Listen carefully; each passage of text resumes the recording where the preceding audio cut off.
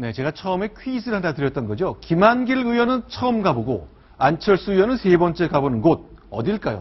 잠시 후에 답을 공개합니다. 그리고 문재인 대표도요, 서대문구를 이사를 하기로 했다네요.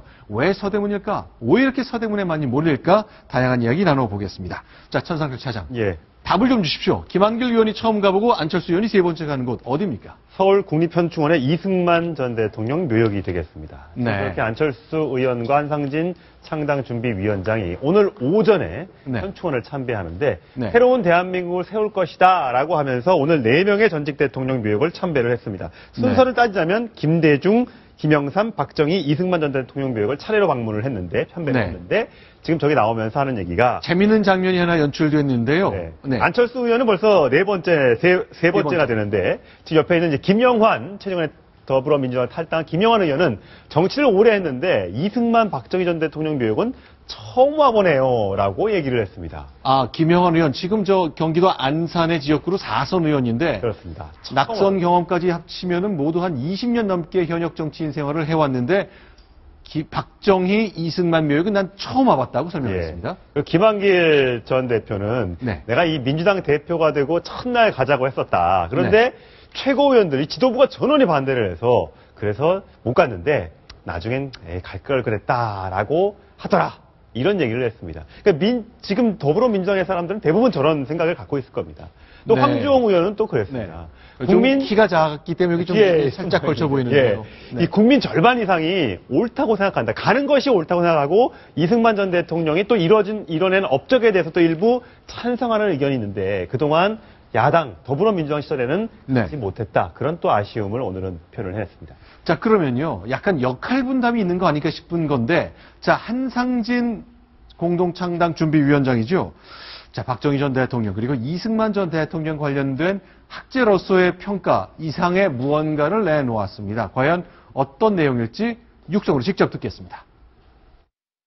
이승만 대통령께서는 자유민주주의 체제를 이 땅에 도입하셨고 또 굳게 세우신 분입니다. 박정희 대통령 산업 성장의 엔진을 거신 분이에요. 굉장한 그 헌신을 가지고 우리나라 근대화 또는 산업화를 몸소 이끄신 분입니다. 앞으로 국민의당은 역대 대통령님들의 뜻을 더욱 계승하고 발전시켜서 새로운 대한민국을 세워야 되겠다. 네, 자, 중도 정당을 표방해서일까요? 어쨌건 박정희 대통령과 이승만 전 대통령은 야권에서는 그동안 지난 50년 내내 비판을 해왔습니다만 조금 다른 톤의 얘기를 사실상 처음 듣게 되는 것 같네요.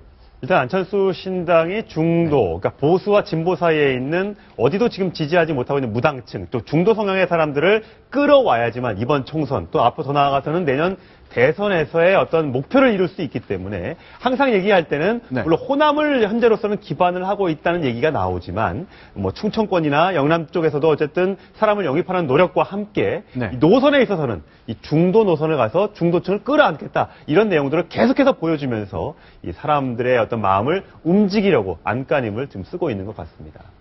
안철수 의원의 이제 소위 그 색깔, 그다음에 또 이 신당의 색깔을 아주 명확하게 보여줄 수 있는 대목이라고 보이고요.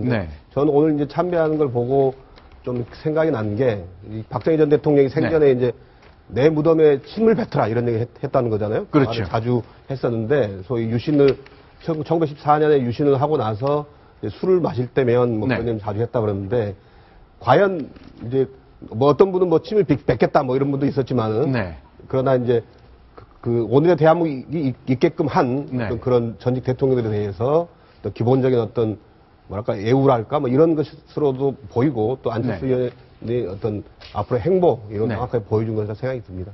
자, 그동안 그러면요.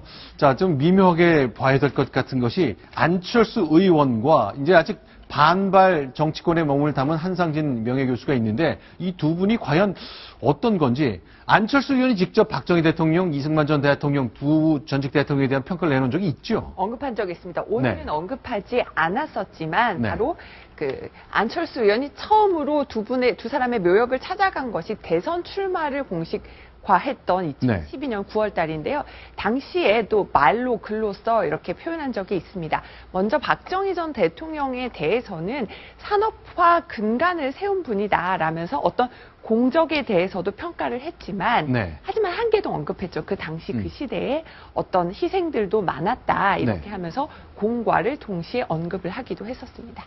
네, 자 공과를 동시에 언급했었고 다만 오늘 한상진 교수는 이제 과에 대한 영역은 이제 애써 좀 하지 않은 듯한 것 같습니다. 그렇다고 이제 평가 없다고는 보기 좀 어려울 것 같은데요. 어쨌건 오늘 있었던 한상진 위원장의 현충원 묘교에서의 발언은 중도 진영의 정치적 위치 매김하고 깊게 연관이 된 것 같습니다. 자, 그러면 이런 묘역 참배 이후에 안철수 의원은 광주로 내려갔죠. 광주를 방문한 안철수 의원의 행보 영상을 통해 직접 확인하겠습니다.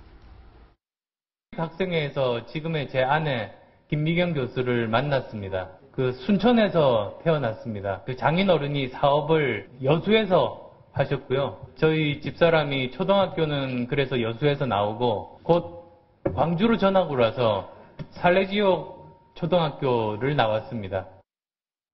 자, 그러니까 나 부산에서 태어나서 자랐지만 호남의 사위 맞다. 이걸 강조하는 얘기네요. 워낙 맨 처음에 대선 출마했을 네. 때부터 나 여수의 사위입니다. 호남의 네. 사위입니다. 강조를 했는데요. 광주에 내려가서도 5.18 묘역을 다녀온 뒤 바로 오늘 호남 지성과의 대화에서 자신이 정말 얼마나 호남과 인연이 깊은지를 강조를 했습니다. 자, 일단 광주에 갔는데 권은희 의원이 함께 했죠. 결국 천정배 신당이냐 안철수 신당이냐 얘기했지만 결국 안철수 의원과 함께 하기로 한 것 같네요. 네, 그렇습니다. 권은희 의원 저도 연락했을 때 계속 연락이 안 됐었는데 네. 오늘 드디어 이제 광주시 의회에서 안철수 의원과 함께 하게 됐다고 발표했습니다. 오늘 그 5.18 무역 방문하는 모습을 보면은 네. 권은희 의원이 아니면 그 근처에 있는 모습을 계속 볼 수가 있었는데요. 네. 권은희 의원도 고민을 많이 했지만 결국 그 민심을 많이 들어본 결과 안철수 신당, 국민의당 쪽에 좀 더 민심이 기울어 있는 것 같아서 합류를 하게 됐다 이렇게 밝혔습니다.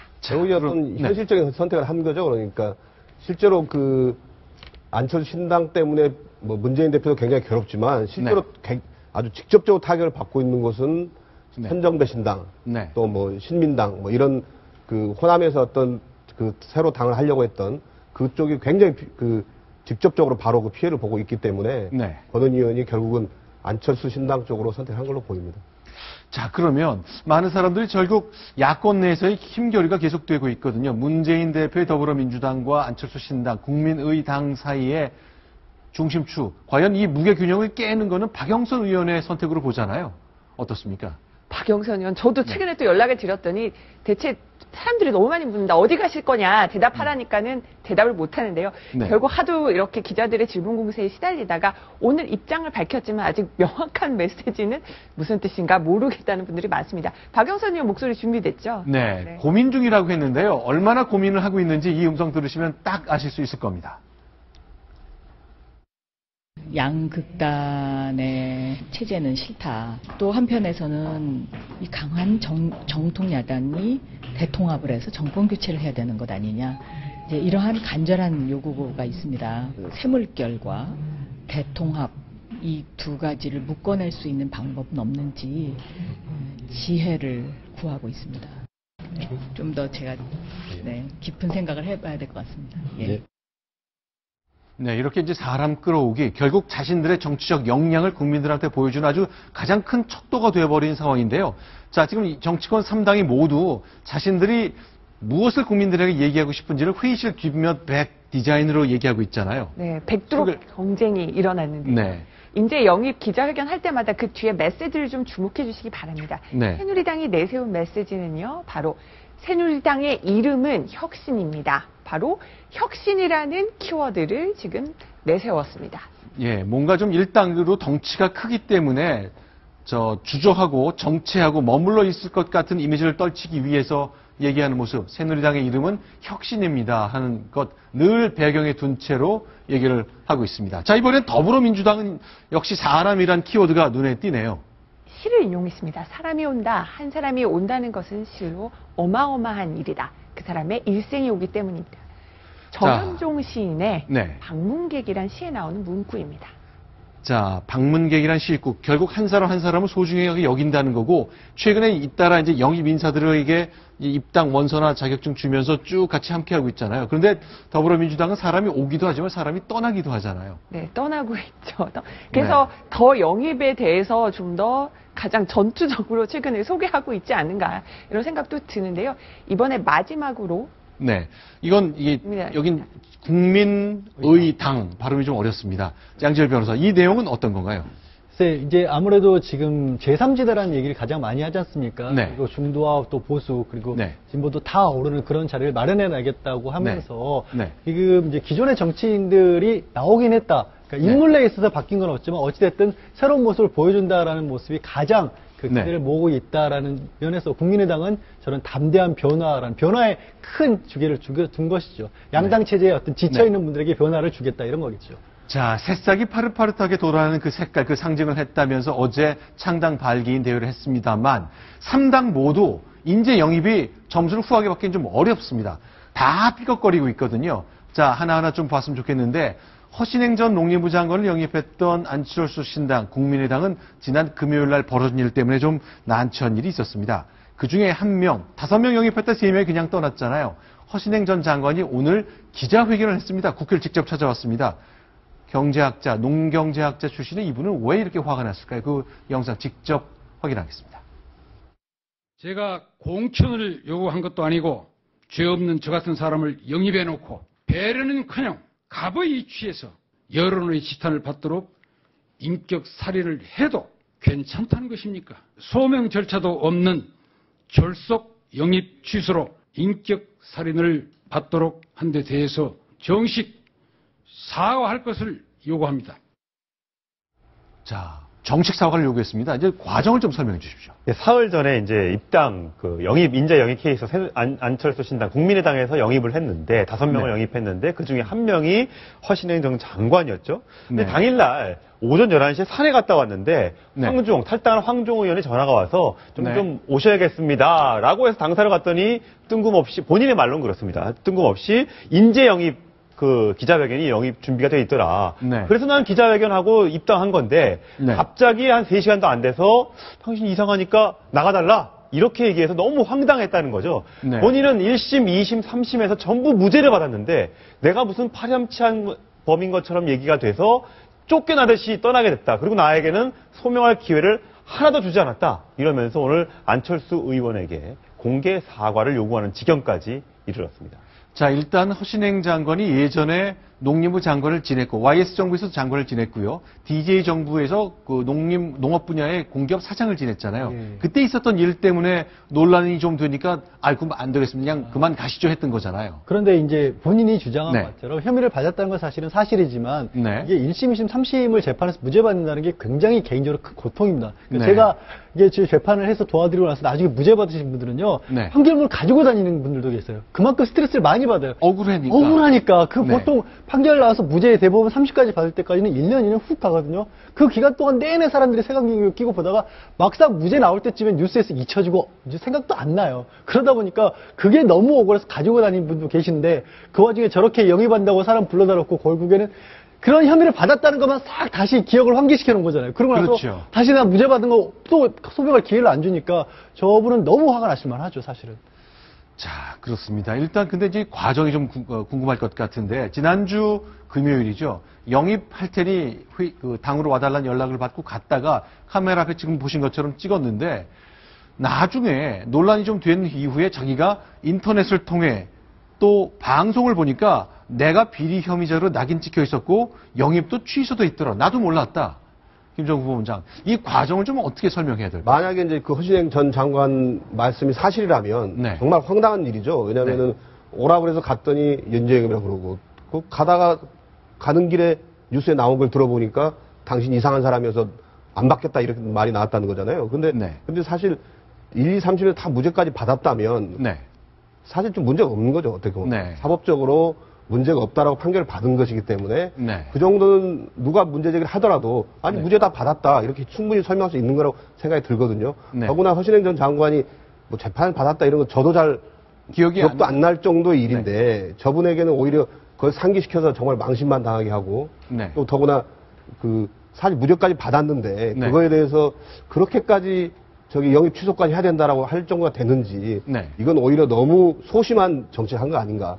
정말 인재 영입이라고 해놓고선 사람을 오히려 또 저렇게 인격살이라는 말이 정말 틀리지 않을 정도의 네. 처사를 했는데 앞으로 그 안철수 의원이나 안철수 신당이 사람 쓰는 데 있어서 오히려 이렇게 좀 더 정확한 잣대, 소위 공정경제라는 말을 썼는데 공정하고 정확한 잣대를 좀 썼으면 좋겠다 이런 생각이 듭니다. 그러니까 안철수 의원이 이제 기소된 것 자체만으로도 네.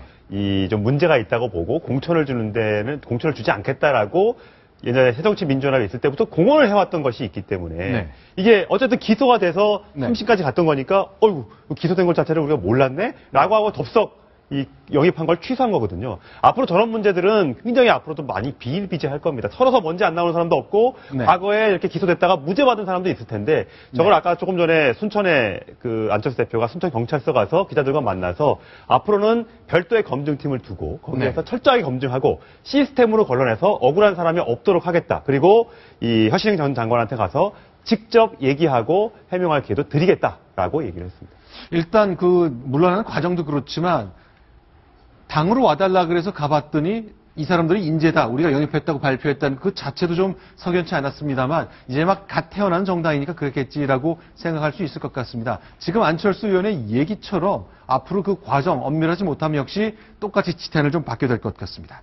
그런데요, 새누리당이라고 별로 다를 거 없습니다. 자, 어저께 6명의 젊은 피라면서 영입한 6분이 있는데 오늘 당내에서 또 비판이 계속 나오고 있습니다. 그렇죠? 예, 일단 기본적으로 네. 많이 보던 사람이다. 그러니까 얼굴 친숙하고 잘 알려진 사람들, 다 여기도 나왔던 사람들인데, 네. 예, 알려져 있는 사람인데, 사실 일부에서는 그런 얘기도 해요. 새누리당 당내에서는 뭐 서청원 의원은 저렇게 얘기했어요. 이미 입당돼 있는 사람들을 당 영입이라고 하는 건 말이 안 된다. 피소당한 사람 영입도 문제가 있다. 자, 입당한 사람 누구냐? 박상원 정치평론가와 전희경 자유경제원 사무총장은 이미 새누리당의 당적을 갖고 있는 사람입니다. 저게 영입 케이스라고 보기는 어렵다는 거죠. 자, 이렇게 이제 영입의 논란이 계속되고 신당이 만들어지고 야권이 재편되어가는 과정에 불편한 심정으로 이런 상황을 보는 분들이 굉장히 많이 있는 것 같습니다. 자, 전직 의원 한 분, KBS 9시 뉴스 앵커를 지냈던 분, 딱 얼굴 보시면 알만한 분인데 류근찬 전 의원이죠. 좀 심한 표현을 써가면서 안철수 신당을 비판했는데 이런 내용입니다. 저도 깜짝 놀랐습니다. 바로 이제 그 안철수 의원과 합류하는 인사들에 대해서 새 인물이 하늘에서 떨어지나요? 안철수 의원이 헌인물이 되어버렸는데 새 인물이 몰려들 턱이 없지요. 그러면서 이게 X라고 표현을 해놨는데 좀 여성 비하적인 네. 그 표현을 썼습니다. 네, 네. 모의 행진, 모는 빨아도 모 이런 식의 글을 또 썼고요. 자, 유근찬 전 의원이 하나 더 썼습니다. 그래서 또 시집안간 처녀된 신선해 보였습니다. 하지만 안철수는 두 번, 세 번 시집 갔다가 과수가 됐다. 네. 라면서 지금 누구와 결혼하는데 무슨 관심 있고 정체성이 확실하겠습니까? 라면서 안철수 의원을 맹 비난을 했는데요. 네. 근데 이 왜 글이 갑자기 류근찬 의원이 안철수 의원을 공격한 겁니까? 일단은 이겁니다. 그러니까 유근찬 전 의원은 원래는 정치를 자민련에서 시작을 해서 자유선진당에 네. 있다가 네. 자유선진당이 이제 사라진 이후에는 네. 안철수 의원이 바로 신당을 만드는 2013년에 안철수 신당이 들어갔습니다. 아하. 그러다가 또 안철수 의원이 김한길 의원과 합당을 결정해서 새정치민주연합이 됐죠. 그렇게 들어갔다가 최근에 더불어민주당을 다시 류근찬 전 의원이 탈당을 했습니다. 네. 안철수 의원의 오락가락 행보 때문에 본인이 철새가 됐다. 그런 마음을 갖고 있었던 거죠. 그래서 바로 안철수 의원을 강하게 비판했고요. 류근찬 전 의원은 최근에 지금 탈당을 해서 박준영 전 지사가 이끄는 네. 신민당 쪽에 지금 합류해 있습니다. 자, 그러니까 당적이 바뀌고 이합 집산이 계속됐다는 이유로 비판을 했습니다만 유근찬 전 의원 본인도 당적을 계속 옮기고 여야 중도를 계속 넘나드는 행보를 보였습니다. 그래서 좀 뒷맛이 개운치 않네요. 자, 이번엔 문재인 대표 얘기해 보겠습니다. 이사 간다면서요. 네. 문재인 대표 이 연희동에서 가까운 서대문구인데요. 네. 서대문구 홍은동으로 이사를 간다고 합니다. 네. 연희동에서 홍은동까지 멀지 않습니다. 연희동은 이제 서대문 을 지역구라서 우상호 의원의 지역구고, 그다음에 저쪽 서대문 홍은동은 서대문 갑이라서 네. 새누리당 정돈 의원의 지역구인데 네. 이렇게 다 몰려 있습니다. 자, 지금 여기 서대문구 지도인데, 네. 자, 최규하 전 대통령 서교동, 그리고 김대중 전 대통령 동교동, 서교동, 동계동, 연희 1동, 연희 2동. 네. 네, 저기서 최규와 김대중 전 대통령은 마포구 서교동, 동교동이고 나머지 네 분은 서대문구, 연희동, 홍은동이 되겠습니다. 네. 다 근처에 있긴 있습니다. 네. 보면 큰 길을 사이에 두고 전두환 전 대통령 자택과 노태우 전 대통령 자택이 굉장히 가까이에 붙어 있고요. 그렇죠. 지금 김무성 전 지금 대표는 어디로 이사 갈지 모르겠어요. 저 근처로 갈지 아니면 길 건너로 갈지는 모르지만 하여튼 연희동으로 지금 이사를 준비 중이고요. 문재인 대표는 동교동, 저기는 이제 마포구 동교동인데 김대중 전 대통령의 자택이 오랫동안 정치 생활을 했던 동교동 자택에 있는 곳입니다. 자, 김정부 부부장. 이제 공직자들이나 정치인들이 이 서교동, 동교동 이런 마포구나 서대문구 쪽을 좀 선호하는 흐름이 있긴 있습니까? 꼭 선호한다기보다 이제 아무래도 그 당 총재라든지 대권을 생각하는 분들이 되게 강북을 선호하죠. 왜냐하면 이제 강남에 살게 되면 마치 자기 그 부자인 것처럼 보이고 그렇기 때문에 뭔가 좀 나도 그 서민들과 비슷한 뭔가 그런 수준에서 나는 살고 있다. 또 그런 마을에서 살고 있다라는 그런 이미지를 풍기려고 하는 것 같고요. 네, 지금 보이는 화면 저것이 문재인 대표가 종로구에서 이사 가서 곧 입주하게 될 홍은동 집인데 현재 공사 중이죠. 리모델링 중인데요. 저게 제가 한번 들어가서 시세를 한번 봤어요.